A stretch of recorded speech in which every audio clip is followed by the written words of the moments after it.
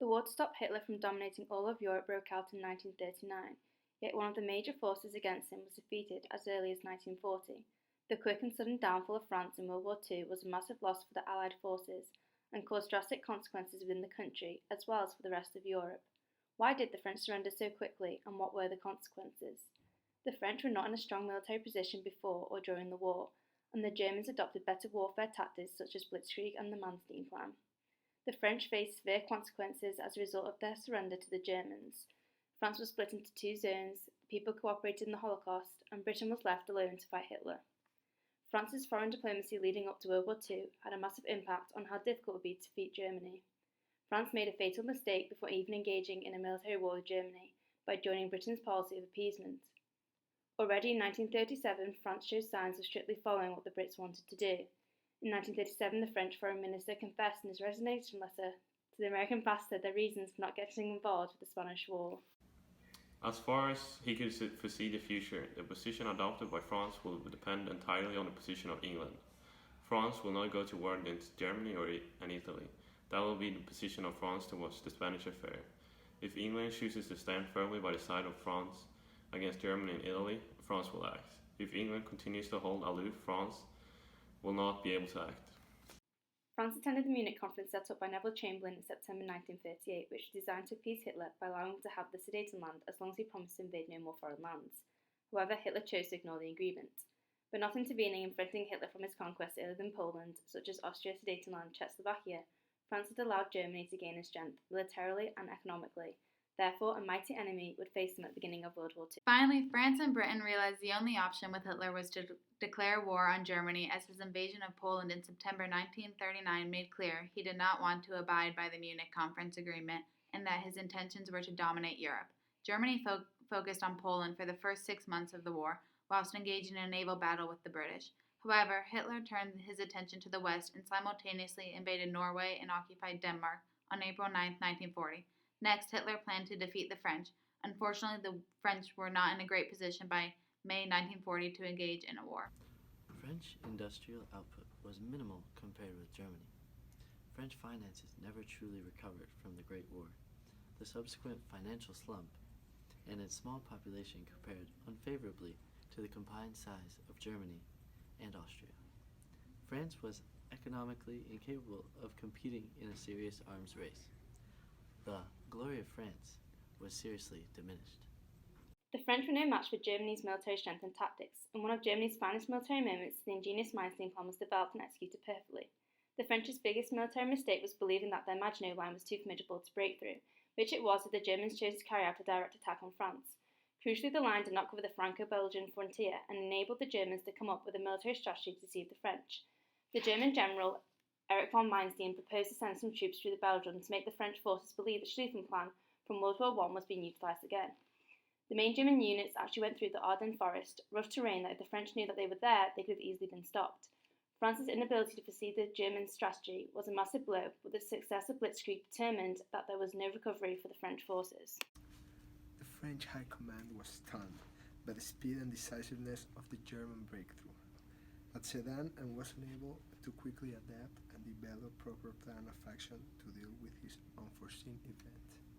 Germany's Blitzkrieg, combining aerial bombing and swift-paced land invasions, was extremely effective as the unexpected, quick, and sudden attacks moved beyond the conventional warfare of World War I. The French were only prepared for the slow-tempo, attritional fighting of World War I. Their poor military and production planning during the interwar period caused them to not be ready for the new military warfare the Germans were adopting. France headed into even darker days in the Battle of Dunkirk. The German forces managed to push the French troops and the British expeditionary force into a small region on the French coast, Dunkirk. A massive evacuation order, Operation Dynamo, was sent by Britain's Prime Minister Winston Churchill.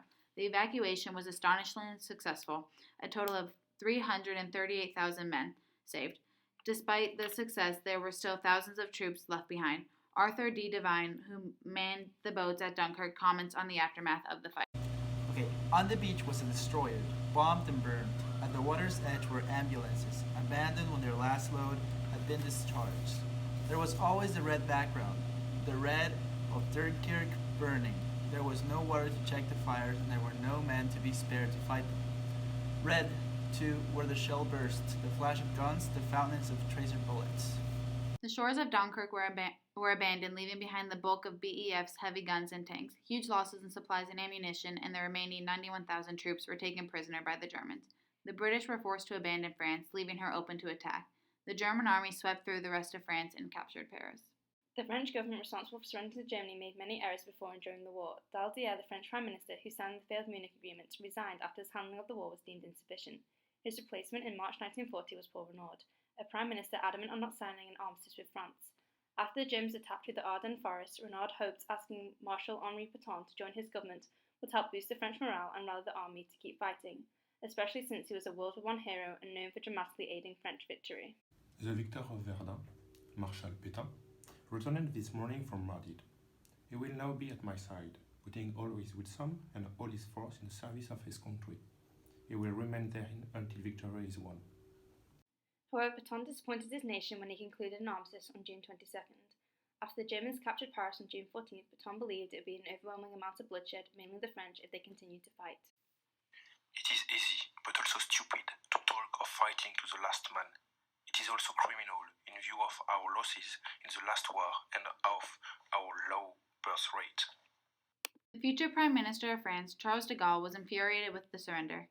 He recognized the superior German tanks, planes, and tactics brought France's current disastrous flight, but he declared, "But has the last word been said? Must we abandon all hope?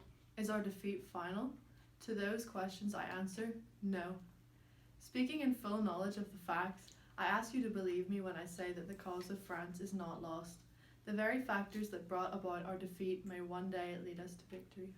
His words were ignored, and France went through with the surrender and faced harsh consequences. After a humiliating signing of the armistice in Compiègne railroad car, the location where Germany signed the armistice to France in World War I, France was split into two regions.